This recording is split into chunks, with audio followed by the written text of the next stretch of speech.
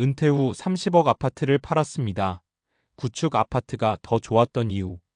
서론 집값보다 중요한 것이 생겼습니다. 사람들은 흔히 은퇴하면 더 좋은 집에서 여유롭게 살아야 행복할 것이라고 생각합니다. 높은 층에서 내려다 보이는 전망, 최신 커뮤니티 시설, 호텔 같은 로비와 피트니스 센터. 젊을 때는 그런 집이 성공의 상징처럼 보입니다.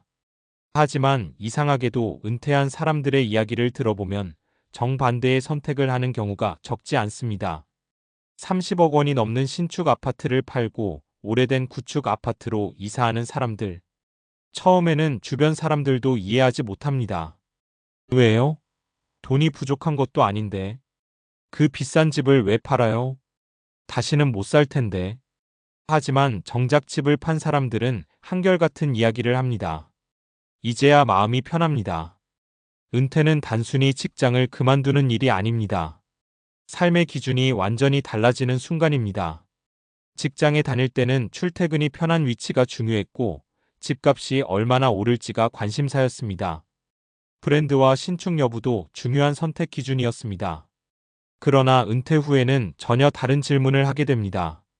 이 집에서 내가 오래 행복하게 살 수 있을까? 관리비는 부담되지 않을까?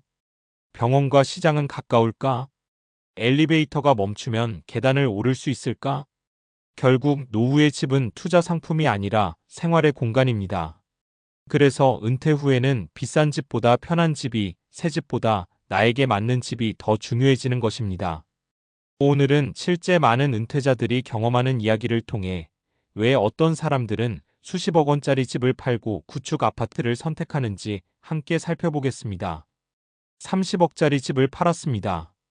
서울 강남에서 35년 동안 직장 생활을 한 김성호 가명 씨는 65세에 은퇴했습니다. 은퇴 당시 살던 집은 신축 고급 아파트였습니다. 시세는 약 30억 원. 자녀들은 모두 독립했고 부부 둘만 살고 있었습니다. 친구들은 부러워했습니다. 이 정도면 노후 걱정 없겠네. 하지만 정작 김 씨의 생각은 달랐습니다. 집은 비싼데 마음은 하나도 편하지 않았어요. 관리비는 매달 70만 원 가까이 나왔습니다. 재산세와 종합부동산세 부담도 적지 않았습니다. 엘리베이터를 타고 내려오면 화려한 조경과 커뮤니티 시설이 있었지만 정작 이용하는 날은 손에 꼽았습니다. 수영장도 거의 가지 않았고 골프 연습장도 몇 번 이용하지 않았습니다. 젊을 땐 좋았는데 은퇴하고 보니 필요한 게 아니더라고요. 결국 부부는 큰 결심을 했습니다. 30억 원의 아파트를 매도하고 생활이 편리한 15년 된 구축 아파트로 옮겼습니다. 가격은 절반 수준이었습니다. 주변에서는 모두 말렸습니다. 후회할 거야. 신축이 훨씬 좋잖아. 하지만 2년이 지난 지금 김 씨는 웃으며 이야기합니다. 그때가 은퇴 후 가장 잘한 결정이었습니다. 남은 돈이 노후를 바꿨습니다. 집을 팔고 남은 자금은 단순한 숫자가 아니었습니다. 그 돈은 앞으로 30년을 살아갈 생활비가 되었습니다. 매달 연금만으로 부족했던 생활비가 넉넉해졌습니다. 갑작스러운 병원비도 걱정하지 않게 됐습니다. 여행도 부담 없이 다닐 수 있었습니다. 가끔 손주들에게 용돈을 주면서도 마음이 편했습니다. 무엇보다 심리적인 여유가 생겼습니다. 은퇴 후 가장 큰 불안은 돈이 떨어지면 어떡하지? 라는 걱정입니다. 집은 수십억 원인데 현금이 부족한 사람은 생각보다 많습니다. 반대로 집의 규모를 조금 줄여 현금을 확보한 사람은 예상치 못한 상황에도 훨씬 유연하게 대응합니다. 노후에는 자산 규모보다 현금 흐름이 삶의 안정감을 좌우하는 경우가 많습니다. 구축 아파트가 더 편했던 이유. 김 씨가 가장 만족한 부분은 의외였습니다. 바로 생활의 편리함이었습니다. 새로 이사한 구축 아파트는 오래된 만큼 생활 인프라가 이미 잘 갖춰져 있었습니다.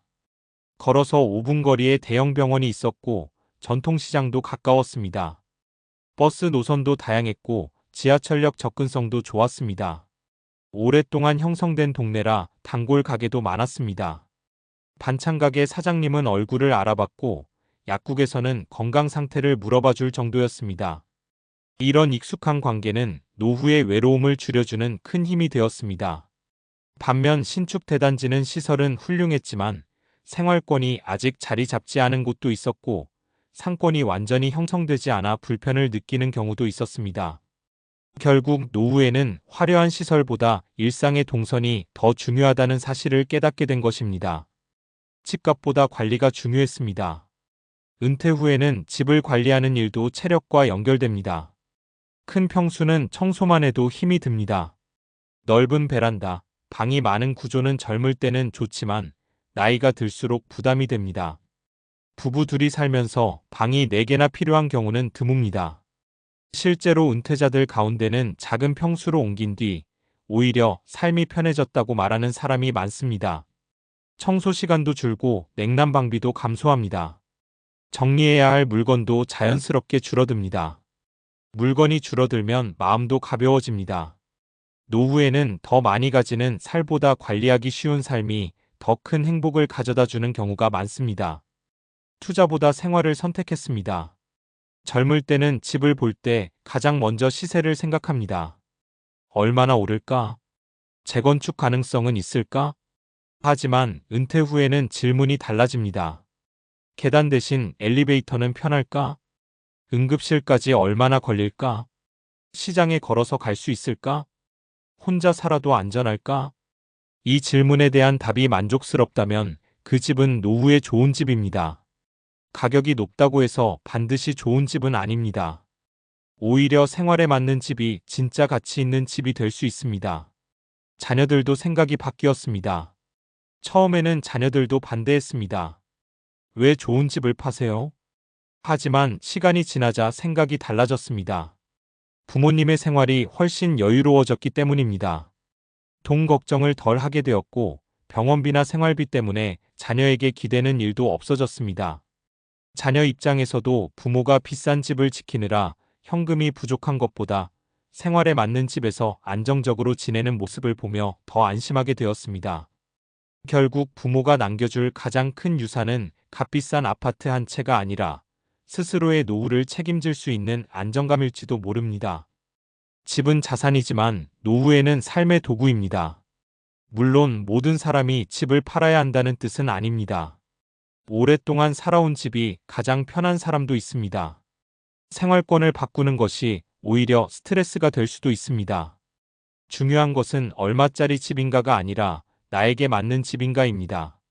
노후의 집은 매일 생활하는 공간입니다.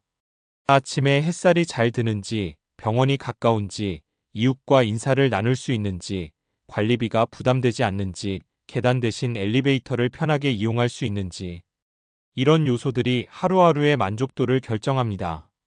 집값은 통장에 적힌 숫자일 뿐이지만 생활의 편안함은 매일 체감하는 행복입니다. 마무리. 은퇴 후 삶의 기준은 젊은 시절과 달라집니다. 예전에는 더 큰 집, 더 비싼 집, 더 좋은 브랜드가 목표였다면 이제는 더 편한 집, 더 관리하기 쉬운 집, 더 오래 행복하게 살 수 있는 집이 중요해집니다. 30억 원짜리 아파트를 팔고 구축 아파트를 선택한 사람들의 이야기는 단순히 부동산에 관한 이야기가 아닙니다.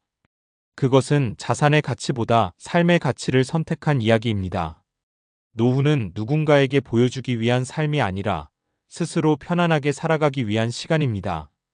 혹시 지금도 집값만 바라보며 노후를 준비하고 있다면 한 번쯤은 이런 질문을 스스로에게 던져보시기 바랍니다. 이 집은 앞으로 20년, 30년 동안 나를 편안하게 해줄 집인가? 그 질문에 자신 있게 그렇다고 답할 수 있다면 그 집의 진짜 가치는 시세가 아니라 당신의 삶 속에서 이미 증명되고 있는지도 모릅니다.